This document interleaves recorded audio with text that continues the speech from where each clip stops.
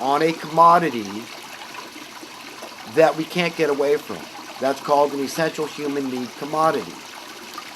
We need it to survive as a species, as just, being these creatures, these with a body, these animal-like creatures whose instinct is to build shelter.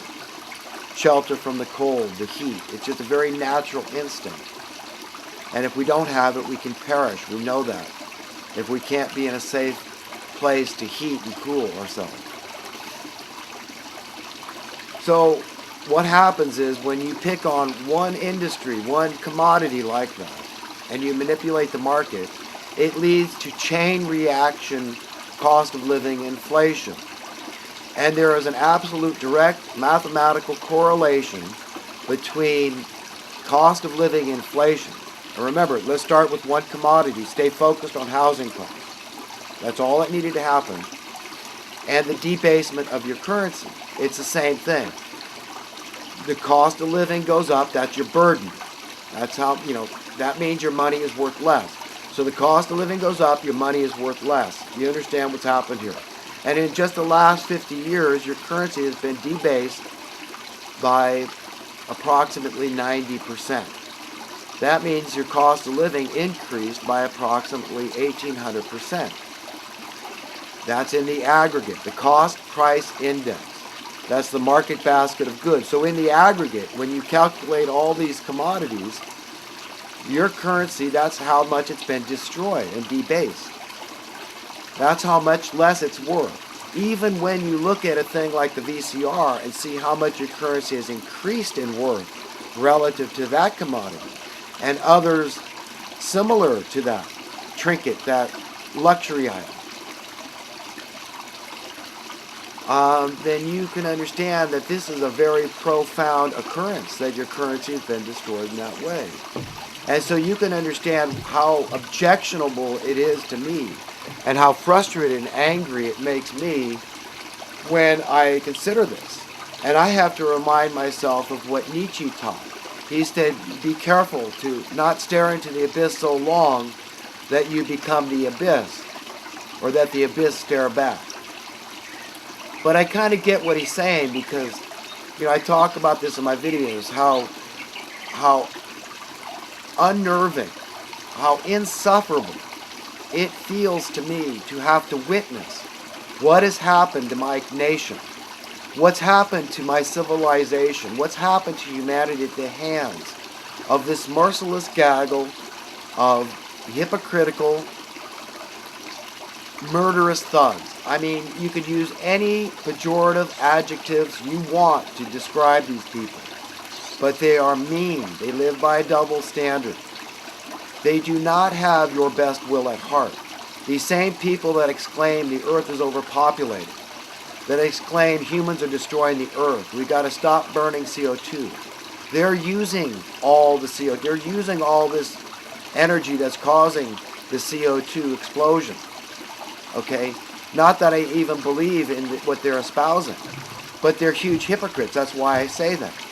And these are also the same people that are withholding the technology. A lot of these people are knowledgeable of all the suppressed clean technology. Again, if you solve a problem, you're stepping on toes. This is an anathema. Solving problems is a bad thing. This is what they don't want. They cannot have problems solved. If you reveal that you can solve a problem, then you reveal that they are impotent. And they don't want you to believe, they want you to think that they're all powerful, all potent, and that you can't stand against them. That resistance is futile. Just give up. But you can't do that. You can't fight the good fight and give up at the same time. So that's why I keep on keeping on, and I keep on telling people, keep on keeping on. I mean, look, I feel rewarded. I get things off my chest. And people can say what they want about me. They can say, oh, he just talks the way he does because, he doesn't have a great education, or he doesn't have a lot of money, and he's a failure, he's unaccomplished. Whatever you want to believe, whatever floats your boat. But the truth is that, something? My worth is determined from above. So If I'm satisfied with how much I'm worth to the potter, to my divine parents, to my creator, then I'm at peace with who I am and what I'm all about. And you can be too. We all should be. We don't have to be rich or famous or accomplished or successful, how is defined by this beast system, this worldly system, and all the proponents, all the minions thereof that go along with it. Unquestioning these people and these proponents of, believing and trusting in this system, have faith in this system. This makes sense. Just, let the system, tell you what is success. Let the system decide that. Go to, get a higher education. Then you be successful. Then you fit in. Then you make a steady paycheck. Then you feel financial freedom. Then you feel financial security. This is the answer. Isn't that what the world's always telling you? Have faith in the system. Have faith in me. Believe in me. Trust in me. This is where you should, put your reverence and your fear. Fear only the money masters. Don't have any value in what nonsense is coming out of the mouths like this guy here. And I say, you know what? I've got to keep on keeping on. And I'm rewarded because at the end of the day, I have peace. I know I don't have to worry about anybody hating me, in a rightful, justifiable manner. I can say, well, I don't like being hated like so many other people who've just been good, decent people that fought the good fight and stuck up for humanity. It doesn't feel good, but you've got to do what you've got to do. You can't let them make you shrink away from it. You've got to say what you believe. And if somebody tells you, look, believe that you can't have your cake and eat it too because, that's not capitalistic. You're a socialist. You're this, you're that. And they keep us divided, while they just keep stealing our prosperity. Be diluted, be distracted, be diverted. Believe, division is something else other than what it is, but they're stealing our wealth. And I can point to evidentiary facts, like the fact that we've lost the majority of home ownership in California. And it's happening more and more. More and more people are giving up. And if they raise the interest rate even an iota, a millionth of 1%, more and more people will lose their homes. And there's all these vultures out there just waiting for that to happen. All these foreclosures have been terrific for so many people in the property management, the landlord business, okay? And all the other people associated with this real estate. All these lenders, all these scavengers, the financial services industry. I learned this in real estate school, that prepare yourself, man, good times are coming, because all these people that lied on their loans and they didn't read the fine print, they didn't know what they were getting into, our sorcery work. It's going to spur business. It's going to invoke business because they're going to lose their homes. They're going to give up. They're going to go away with their tail between the legs because we've got them with this deficiency judgment. They think, well, they got lucky because we forgave some of that debt. We didn't hold their feet to the fire and make them pay back what we couldn't get at auction to the vultures and scavengers of their foreclosed homes. Learn the business and you'll understand the things I'm telling you. And it's repugnant, repulsive, and I don't want to make a cent off the industry. Alex Jones had Rich Dad on the show, this guy, this clown that's always writing books and telling people how great it is to get into the landlord industry. And I'm repulsed. I want nothing to do with it, And as a friend to Rich Dad, because, I see him as a nemesis in all the things. He seems to teach the opposite of the things I'm teaching. You don't want anything to do with this, to rejoice in these foreclosures and all this vulturing, this vulture capitalism out there. The rentier class. No, I want to be far removed from it, but the best thing I can say is just do what Jesus said, man. You got all that wealth and all that power, do something, man. Win friends. Like Jesus said, use your wealth to win friends. That's it. That's the best thing, is just the wisdom of Jesus. To use great worldly wealth to win friends. Now, Rich Dad, here's my advice to you, Robert Kiyosaki. I can't remember his name, is hard to remember, but here's what you do, is you just become a competing landlord, free market. Say, you know what? I want to please my conscience. I want to be a nice guy. I want to help alleviate homelessness.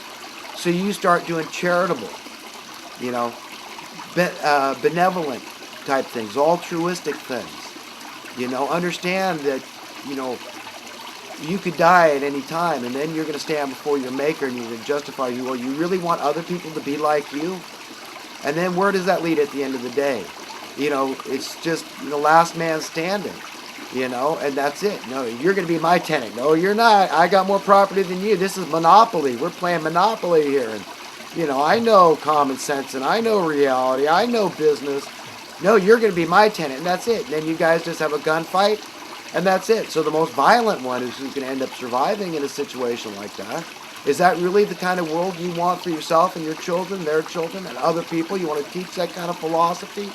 Dog eat dog capitalism? No, that's not what I'm going to teach my children. I'm not going to teach that to my brothers and sisters, my fellow human beings. I'm going to teach them the opposite. So do something great. Be a competing landlord. You have the cheapest rents on the block. That's what you do.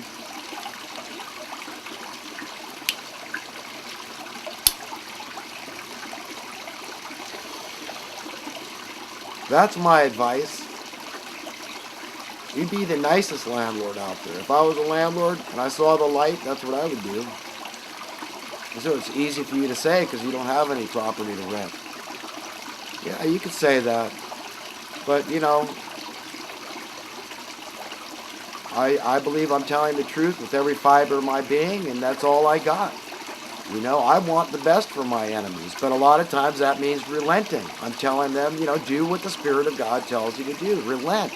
Take your hand off the throat of collective humanity. Take the burden off. The burden is in the cost of living. Help reduce the cost of living. If you're in the food industry, the housing industry, or if you're affiliated with any branch thereof, any special interest group thereof, then go out and do something good and noble and pure and honorable. Do it for God. Do it for conscience sake. Do it for your children. Do it for your own well-being, your own happiness. See, it really, at the end of the day, it might seem like a selfless thing to do, but you will reap selfish rewards. You see, happiness, true happiness, is something nobody can take from you. So you get to hoard it and keep it. And it grows and builds up. It's just storing your treasures in heaven. So if you make friends in this world, that's your treasure. That's true treasure, is those invisible qualities. Say, look, I have really tried to be everybody's friend here. And maybe I failed and a lot of people hate me, but they can't hate me in a justifiable manner. They hate me without a cause. Then you're free. That's okay. At the end of the day, you're at peace. You sleep well. And you say, you know what, God, I know that I want the best for everybody. And the same things I want for myself and my children, my family and everybody, I am willing that other people have. I want for everybody. So understand what I mean by means to an end. Because anybody, if you just spend a little bit of time thinking about the things I'm saying, you will understand fundamentally what I mean when I say sound currency is a very egalitarian principle. That's why it's so controversial and radical. And it is a means to an end. And what is the end? The end means full prosperity. Full prosperity. Born free from birth. An fundamental understanding this earth belongs to God. And that you, being God's child, have as much right, as much entitlement, as much privilege to share in that vast wealth. The earth and all her goodies, collective goodies, all the accumulated goodies, that's all the knowledge, the technology that's been developed over the ages, which no man can stake claim to. We all have a right to share in. And there's plenty for everybody.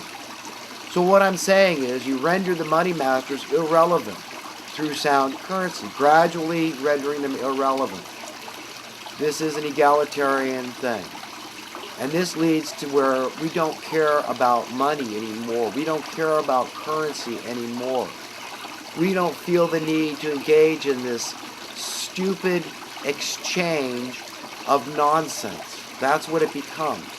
Because money can be a trinket. As we all know, You can print these fancy pieces of currency, because when you say the word money, most people immediately think of currency. This is what you've trained to believe. This is what you've been inculcated to believe in. And you realize that they don't have any inherent value. What has the most value is what they've been able to get away with burdening you with. Your essential human needs have value. Your housing has value. So what do?